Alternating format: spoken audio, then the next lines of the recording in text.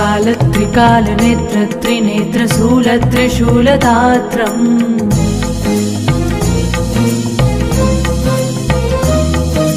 सत्यप्रवाह दिव्यप्रकाशमन्त्रस्वरूपमात्रम्